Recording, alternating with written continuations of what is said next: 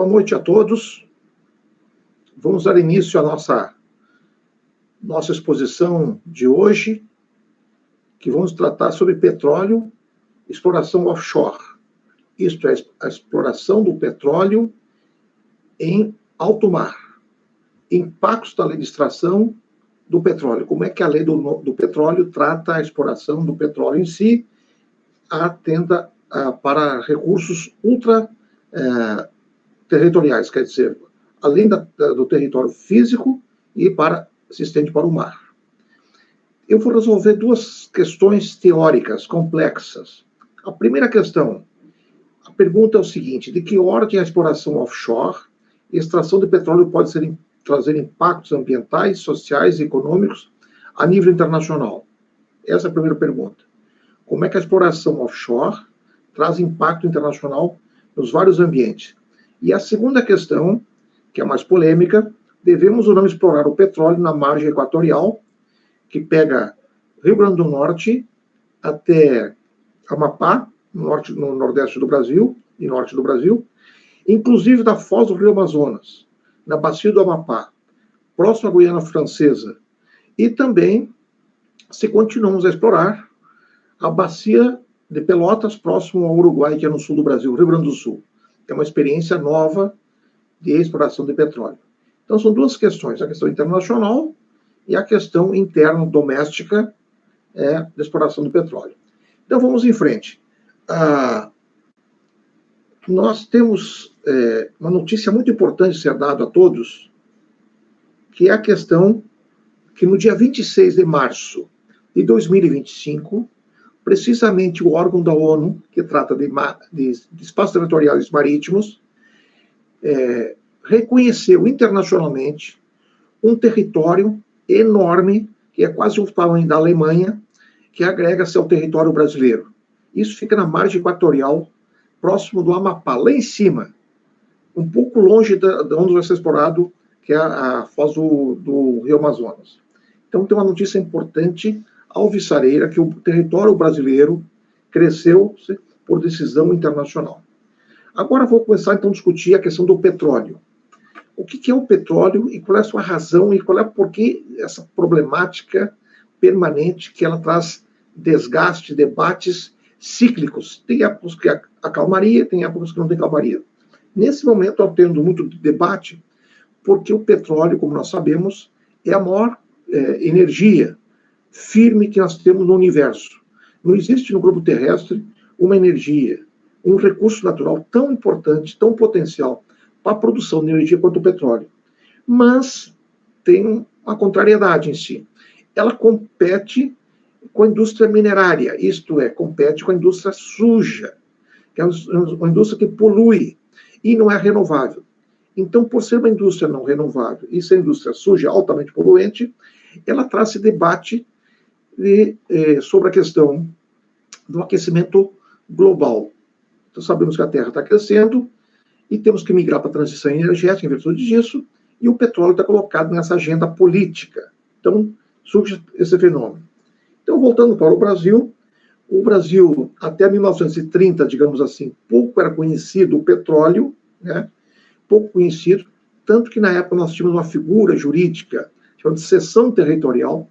O que é a cessão territorial? Era um reconhecimento constitucional, na época, que concedia ao proprietário do solo o direito do subsolo. Quer dizer, se no subsolo desse proprietário tivesse petróleo, era dele aquele petróleo.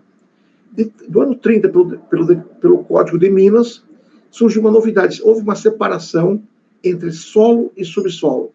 Hoje, o subsolo, quando tem recursos minerais, pertence exclusivamente à União Federal. Isso está no artigo 20 da Constituição Federal. Então, uma separação. Então, o petróleo não era conhecido, e hoje o petróleo é o minério mais conhecido que nós temos, certamente, no universo, depois da água, etc. Tá? Como energia, é o mais importante.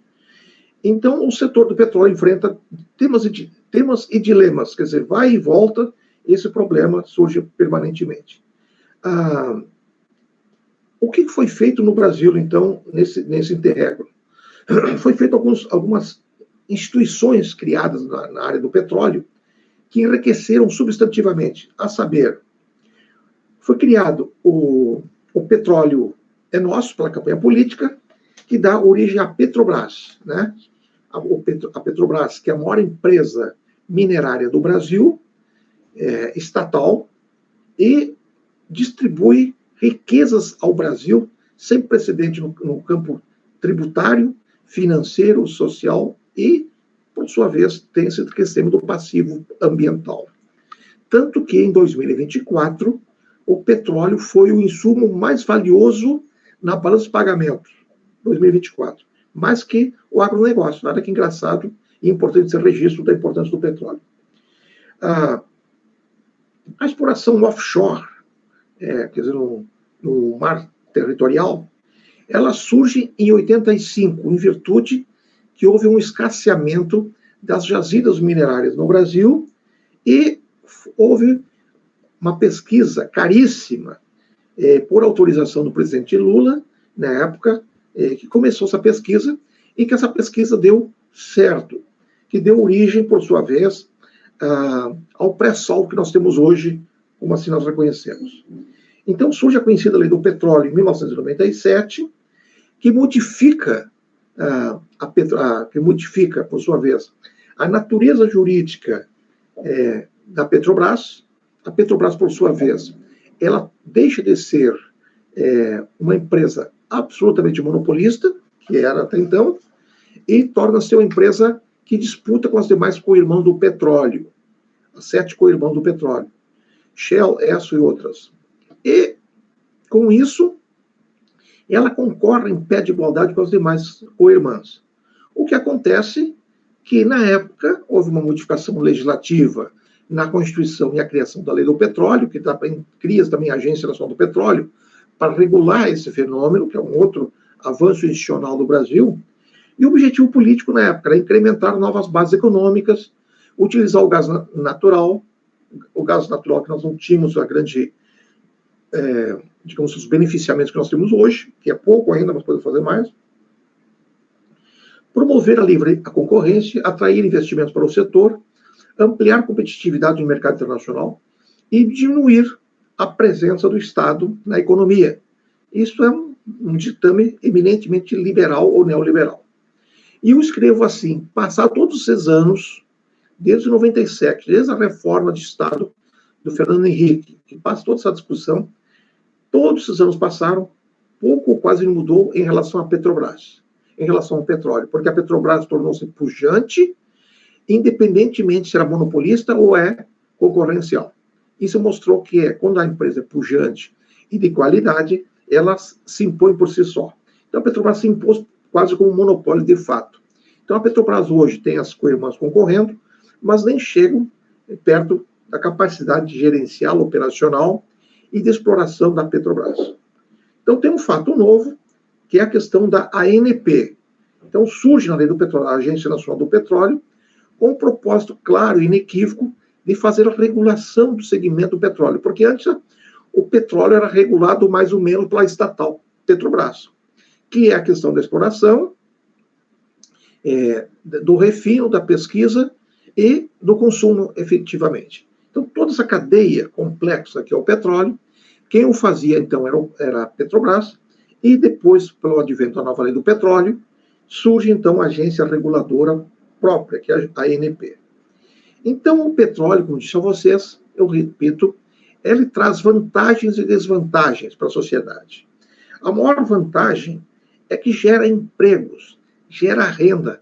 O Rio de Janeiro e muitos municípios do Rio de Janeiro vivem nas suas contas com substancial fonte de recursos orçamentários decorrente do petróleo.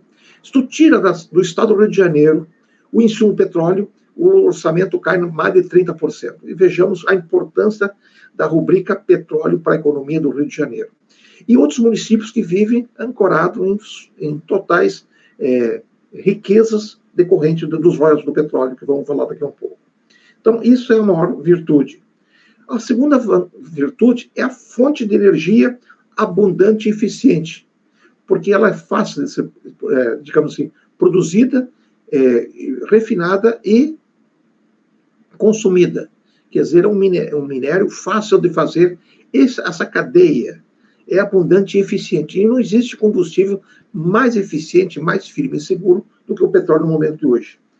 É uma matéria-prima para a produção de muitos produtos, como plásticos, borrachas, tintas, solventes e cosméticos. Quer dizer, assim, ela é multi-utilitária. Quer dizer, o petróleo não se faz mais só combustível, faz várias cadeias decorrentes do insumo petróleo. É uma commodity negociada no mercado internacional. Quer dizer, o Brasil vende e importa e exporta petróleo, porque é uma mercadoria de livre comercialização no mundo todo. As desvantagens do petróleo. É um recurso não renovável, quer dizer que nós temos um dia que vai findar as jazidas de petróleo. Desde que eu era criança, essa conversa sempre existe, o petróleo vai acabar. Mas não, a gente passa os anos e o petróleo está aí. Obviamente que essa pergunta que eu fiz no início, se devemos ou não explorar a margem equatorial ou a bacia de Pelotas, está ligado, por sua vez, com os planejamentos energéticos, né, que demandam novas minas, porque em 2029, quer dizer, daqui 5 anos, as minas, as jazidas que estão aí, elas entram em crescimento decrescente, quer dizer, em vez de subir, vão diminuir a produtividade, porque vai escassear a jazida. A segunda desvantagem é que emite muito poluente, muita quantidade de poluentes na atmosfera. Então, isso cria problemas de doenças respiratórias, cria problemas de aquecimento global, a temperatura fica quente na cidade, cria no mundo. Então, isso é a queima do carbono. Isso é provado que essa é uma desvantagem substantiva. E graves problemas ambientais estão decorrentes da exploração do petróleo. Isso é verdade, porque é a indústria da natureza da coisa, não tem como fazer. E a sua extração e refino requer grandes investimentos. Então, por isso, tem poucas empresas do mundo que exploram petróleo, porque o investimento é massivo, é muito dinheiro que precisa ser aportado. Então, na exploração do petróleo, nós vamos encontrar o petróleo aonde? No mar ou na terra firme. Então, na terra firme, basicamente, hoje as minas não estão mais em terra firme, estão no mar. 70% da exploração do petróleo no Brasil está no mar e no pré-sal. Né? Temos poucas minas de petróleo em terra firme. No mar está onde? Na plataforma continental, que a gente vai ver daqui um pouco sobre a plataforma continental. Então, o petróleo, ele tem a fase inicial, tem um ciclo. Primeiro é a pesquisa. Tem que ter a licença operacional de pesquisar, para descobrir a localização física, geológica da mina e dimensionar o tamanho e quantidade do petróleo que se encontra nessa mina. Então, isso nós chamamos de pesquisa operacional, quer dizer, pesquisa para saber quanto petróleo e que petróleo que nós vamos encontrar. Então, na primeira fase da exploração, que é a segunda fase, tem 3 fases: a prospecção, perfuração e extração. Então, a prospecção é aquilo que eu falei que é a pesquisa, é a localização da bacia sedimentar por meio de análise de solo e de subsolo. É exatamente o que estamos fazendo hoje, que é a demanda que o governo faz, via Petrobras, para que o IBAMA, que é outro agente do governo, libere a pesquisa para prospecção. E a geologia vai determinar a probabilidade de haver rocha reservatório com petróleo aprisionado para fazê-lo de maneira correta a extração. Então, na prospecção, nós encontramos 4 figuras importantes, que é o gravímetro, que detecta sutis variação na gravidade, que indica o fluxo subterrâneo do petróleo, o magnetômetros, que mede minúsculas mudanças no campo magnético, o sniper, que são farejadores, nariz eletrônico que detecta a presença do petróleo, e os sismólogos, que são aparelhos que criam ondas de choque, de bombas de radiação para o subsolo, para ver se capta nas ondas refletidas o lençol freático. Tanto que aí tem uma crítica ambiental, que graças ou desgraça dos sismólogos, é que aparecem muitas vezes baleias mortas na praia, porque elas ficam desnorteadas pelo sistema auditivo, que são muito sensíveis, graças ou desgraça desses sismólogos, que são esses ataques que se dão de ondas criadas por canhões de ar comprimido. Isso é a fase de prospecção. Isso estamos fazendo, isso é a demanda, portanto, feita para a margem equatorial. Agora, a segunda fase, havendo a prospecção, havendo a colheita de testes que há condições econômicas de exploração, vamos para a segunda fase, que nós chamamos de perfuração. A perfuração, por sua vez, ela é descoberta da jazida de petróleo. Tem a marcação, as coordenadas GPS e põe os marcadores sobre a água do mar. Se for da terra, realiza perfuração no solo de um primeiro poço. Então, as perfurações são de várias técnicas, que eu não vou descrever aqui, porque é uma questão muito técnica, que elas podem atingir profundidade de 800 metros de profundidade até 6.000 metros ou 7.000 metros de profundidade. Isso requer muita tecnologia empregada, muita tecnologia, e somente a tecnologia da Petrobras consegue chegar nessa profundidade e alcançar esses sistemas próprios para exploração. As torres de perfuração podem ter uma broca simples, com diamantes industriais, ou um trio de brocas interligadas com dentes de aço. Então, são os meios de perfuração, portanto, da rocha. Depois que tu perfura, tu tem que ter a extração, é a terceira fase. A extração na terra, o petróleo é encontrado acima da água salgada, e embaixo a camada gasosa em alta pressão. Assim, quando o poço é perfurado, o petróleo pode vir jorrar espontaneamente, como aconteceu na Bahia. O petróleo, por sua vez, jorrava sozinho, em razão da pressão do gás. Mas quando essa pressão diminui, é necessário o uso do equipamento chamado cavalo de pau, que é uma técnica rudimentar, mas ainda prestável para a exploração de pequena produção no interior do Brasil, que bombeia o petróleo para a superfície.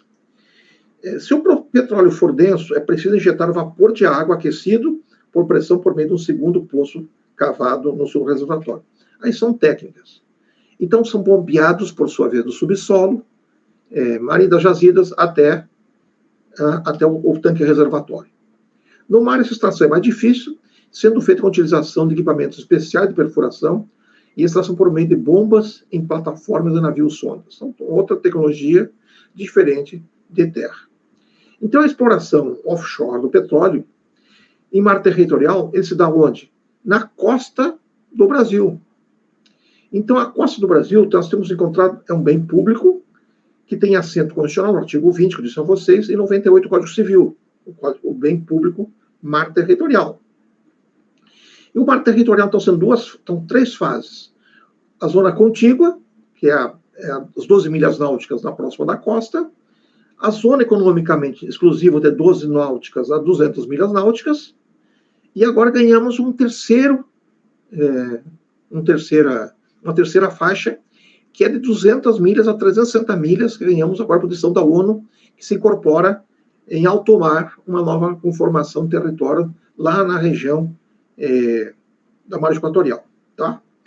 Depois dessas 200 milhas, em regra, é o alto mar, que nós chamamos no direito de território nullius, quer dizer, territórios que não têm dono, em tese. Então, quem faz a ordenação político-jurídica desses territórios é um órgão da ONU, entendeu? Então, se vamos explorar além das 200 milhas nesses territórios, nós vamos ter que pagar royalties para a ONU, né? Essa é a discussão que se faz, tá? Mas as minas no Brasil, todas elas, por enquanto, estão no lapso geográfico das 200 milhas. Então, aí nós temos o debate do direito do mar. É uma questão importante. 72% da superfície terrestre é mar. Então, o planeta Terra, podemos chamar de planeta água, como diz uma música, né? Porque metade, 2/3 quase da composição, mas 2/3 do planeta Terra é composto por água. O mar tem uma infinidade de atividades, não é só navegação, mas exploração econômica, na dimensão de exploração offshore de recursos naturais, hidrocarbonetos e outros minerais, e além disso, a pesca, né? Então, quer dizer, nós temos na exploração marítima uma quantidade enorme de exploração que podemos fazer mais. O Brasil, pela riqueza que nós temos na costa, a gente pouco explora o mar. Vide que a indústria pesqueira no Brasil é muito insignificante. Entendeu? São 4, 5 grandes regiões pesqueiras no Brasil e temos exploração de petróleo, quer dizer, a gente aproveita mal o mar. Diferente dos outros países, como o Japão explora muito, Portugal explora muito o petróleo, a costa, o mar. Nós exploramos mal. Devido à riqueza do país, que não precisa se dedicar a isso. São contingências históricas, né? Então, nessa região, vão encontrar as reservas de petróleo e gás mundiais que estão nessas áreas além de 200 milhas e que, se o Brasil quiser explorar, pode explorar, mas tem que ter autorização do órgão gestor, que é um órgão da ONU que cuida disso. Então, se a gente for explorar esse mar, a exploração de mar offshore, nós temos que fazer 3 análises permanentes que fazem parte desse debate. A análise de impacto econômico, ver qual é a repercussão econômica para o PIB do país, e a análise ambiental, porque entra a questão plano de saúde, aquecimento global, e impacto social, ver se tem populações na região que são atingidos, comunidades, deslocamentos, risco para a saúde, segurança dos trabalhadores, etc. Perda da biodiversidade, etc, etc. Patrimônio cultural e histórico. Então, os impactos sociais. Quer dizer, tem que fazer os relatórios de impacto como estão previstos em lei, tá? E a exploração, então, dos petróleos marítimos, elas podem ser só no território brasileiro, como se fossem transfronteiriços. Por exemplo, nós vamos explorar agora na margem sul do Brasil, na bacia de Pelotas. Pode ser que o terreno sedimentar nós vamos explorar, e a jazida se comunique com a jazida que se encontra no Uruguai. Portanto, temos que fazer uma mediação de unitização, chama-se unitização, que é um acordo internacional mediado pela ONU para pagar os royalties, digamos, que vai explorar nessa região. O mesmo se aplica sempre para o Amapá, caso as jazidas se relacionam com a Guiana Francesa, já que a Guiana Francesa fica naquela região e está explorando petróleo. Então, se houver comunicação dos postos petrolíferos, tem que fazer um acordo de unitização internacional, tá? Mediado pela ONU e pela agência reguladora ANP, representando a União Federal, e os interessados, que são as empresas concessionárias que cuidam daquele bloco. Então, a solução, quando houver conflitos, a solução é sempre um acordo.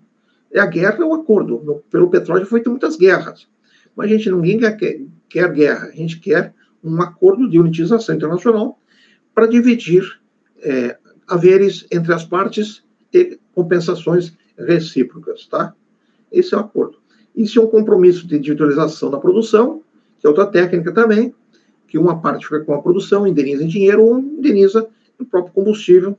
Isso a agência reguladora, a ANP, inclusive já fez uma resolução que trata exatamente disso, que é 833 de 2020, que cuida exatamente dessa questão, tá? Então, agora vamos para responder a questão segunda, a questão da exploração da Foz do Amazonas, né? Então, a Foz do Amazonas, eu já fiz várias lives com várias pessoas entendidas do assunto, e, em regra, as pessoas ficam com dúvida, porque a Foz do Amazonas é um grande berçário de animais, de biodiversidade, é uma região muito sensível e cria problemas se houver um vazamento de petróleo que possa mutilar aquela região. Só que, tudo isso é verdadeiro, só que o pedido de exploração de petróleo ao IBAMA, que é a agência reguladora, digamos assim, ambiental no Brasil, não é especificamente para a foz do Rio Amazonas, porque ele fica a 500 quilômetros da foz. Entendeu? Como está aqui no Rio de Janeiro, é confuso daqui a São Paulo ou mais. Entendeu? Daqui a São Paulo 400 quilômetros, quer dizer, mais que daqui a São Paulo. Quer dizer, então, é um território enorme de distâncias.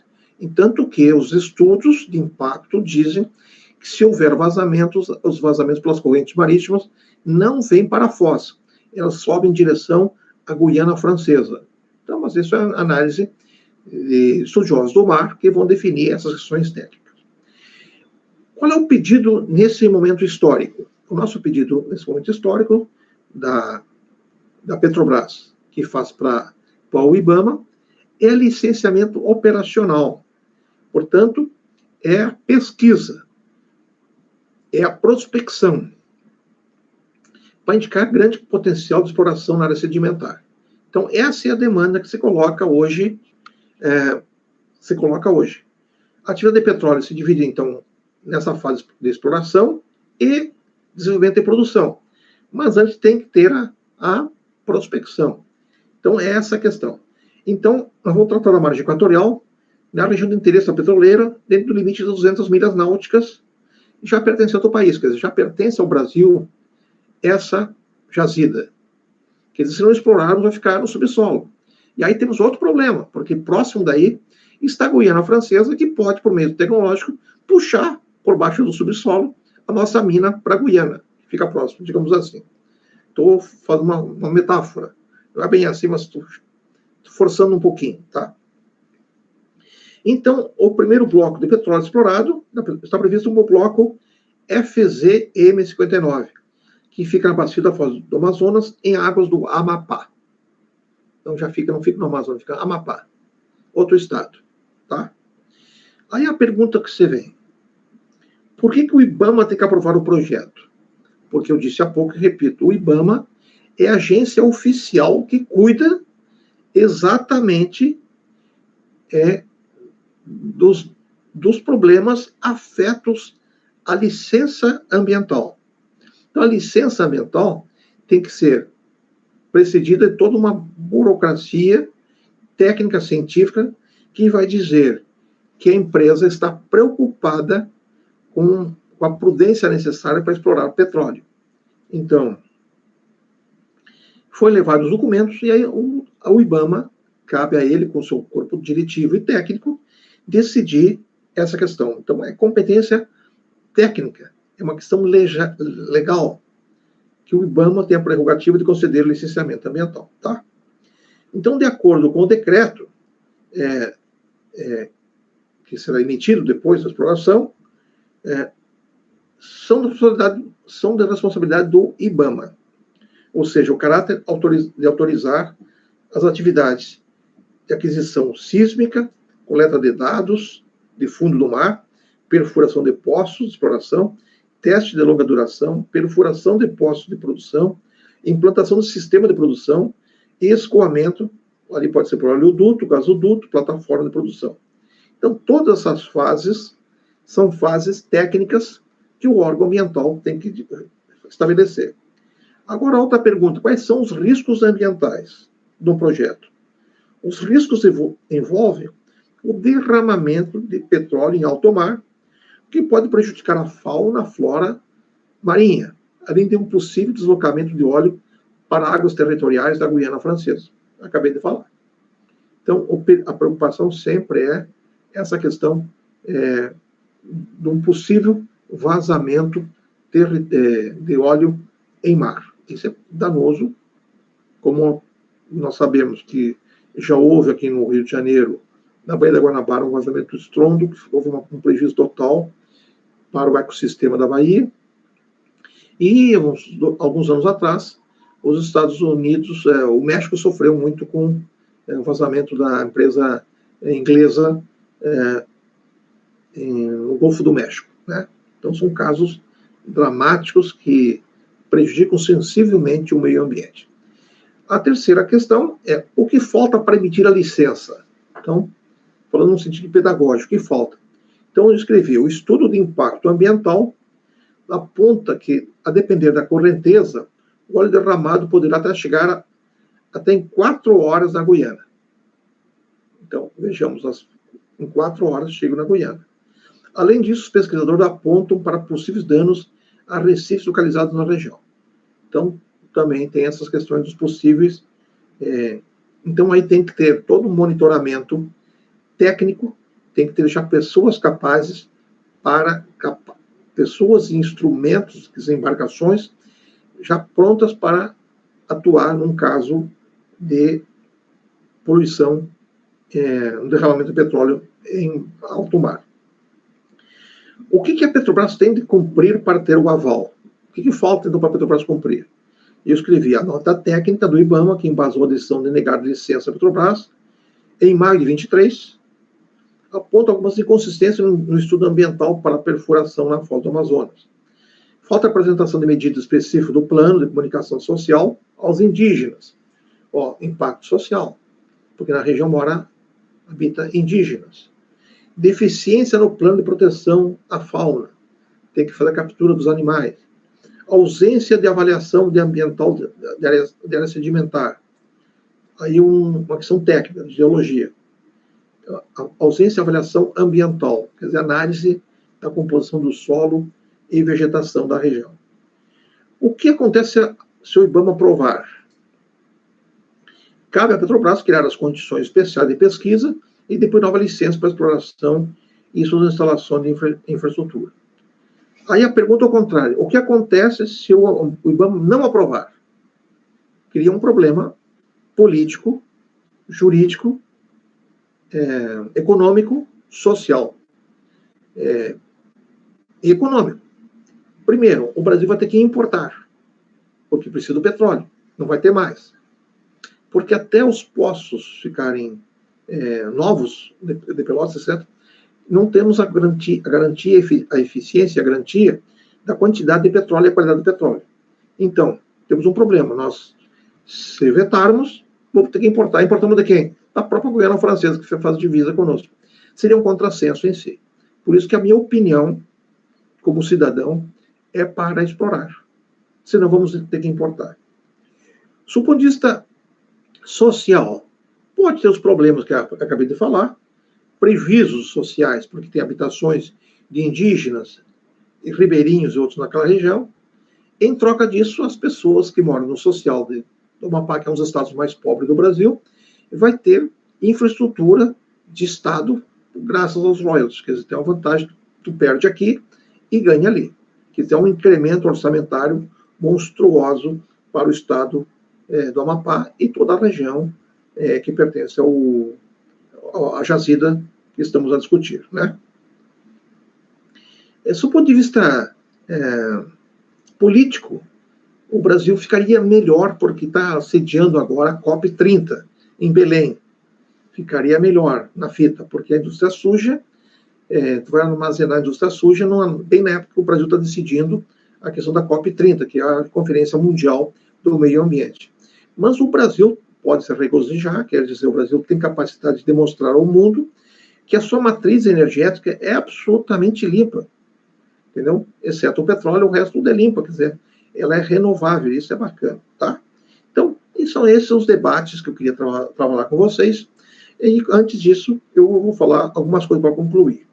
Na conclusão, eu vou dizer o seguinte: o Estado brasileiro está a demarcar nos seus mapas políticos, nos mapas de divisas territoriais, uma nova extensão territorial, que é a incorporação de uma Alemanha no território da parte norte do Brasil.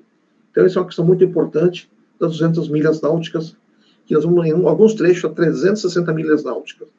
E foi um pedido feito pela Marinha do Brasil, junto com o governo federal, junto com os pesquisadores brasileiros, junto com a diplomacia brasileira, que conseguiu essa conquista histórica, que é uma resolução tomada recente, dia 26 de março de 25, que incorpora o patrimônio do Brasil essa quantidade de terras que é o equivalente a uma Alemanha no Brasil. A segunda questão é a Petrobras tem investido em conseguir licença para perfuração no petróleo.